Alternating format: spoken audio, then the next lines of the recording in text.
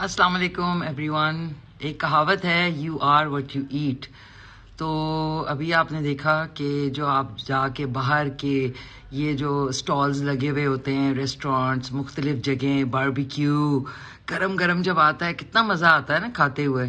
لیکن کیا آپ کو پتہ ہے کہ آپ کیا کھا رہے ہیں؟ آپ کو نہیں پتا. گرم گرم جو بھی چیز ہوتی ہے پکی ہوتی ہے اس کو پتہ ہی نہیں چلتا، کیونکہ وہ ویسے ہی اس کا مزہ ہوتا ہے. کہ اسلام آباد کیپٹل آف پاکستان میں کتنے من گدے کا گوشت جو ہے وہ برآمد ہوا ہے ترنول سے. اور یہ آپ سوچ سکتے ہیں کہ کس کس نے کھایا ہوگا اور کیا کیا.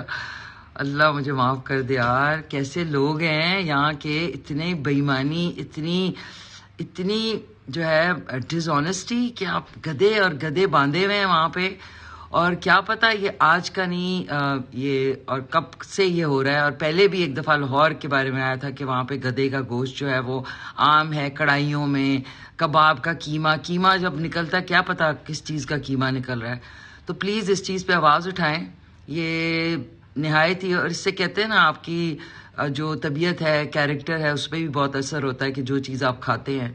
نو ونڈر لوگ عجیب ہوتے جا رہے ہیں گدے. اور اللہ معاف کرے، پتہ نہیں کس کس کا گوشت جو ہے وہ سپلائی ہو رہا ہے.